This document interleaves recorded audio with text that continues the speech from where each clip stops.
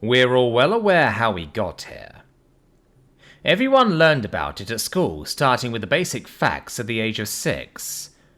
For the next 12 years, details were drip-fed as deemed age-appropriate, just so the nightmare stayed fresh and interesting. It started with the pandemic. That was nothing new. These things popped up every so often. We learned to deal with it. Modern pandemic response could be traced back all the way to the second decade of the 21st century.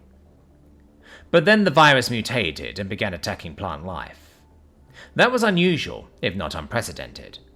The nasty part was that the virus-infected populace was still harmful to humans and animals.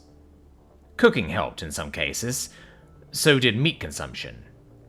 Vegetarianism practically died out overnight.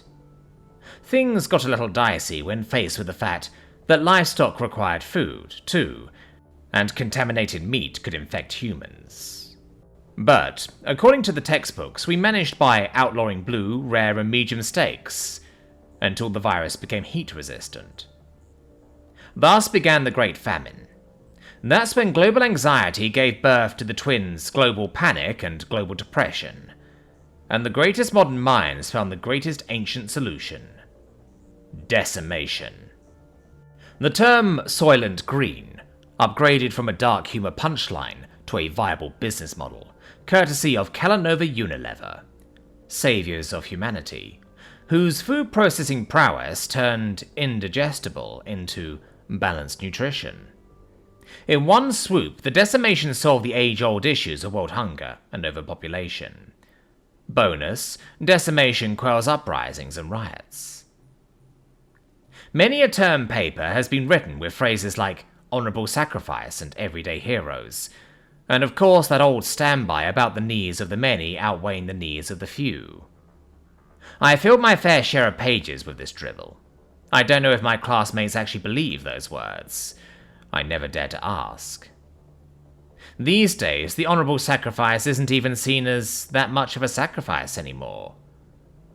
Who are you, after all, but a bunch of electrical signals contained in a mass of grey and white biomatter? You don't need a human body. Transference opens up exciting new career opportunities. Wouldn't you rather be a state-of-the-art, faster-than-light spacecraft? Or run a whole military base down to the smallest light bulb? Actually, I wouldn't. But I know some people are into that sort of thing. Transference isn't for everyone. It takes a particularly strong personality. Otherwise, a consciousness runs the risk of losing itself in the machinery it's supposed to be controlling. Wouldn't you know it? The odds of having the sort of personality needed to have a successful transference is 1 in 10. No lottery, no superiors pulling favorites, just a fair and honest personality test. The graduating class of 2438 has 30 students. 27 will walk home. The 3 highest scoring students will never walk again. 3 bodies for the meat grinders. 3 minds for the war machine. I walk up to the front of the class to collect my test results.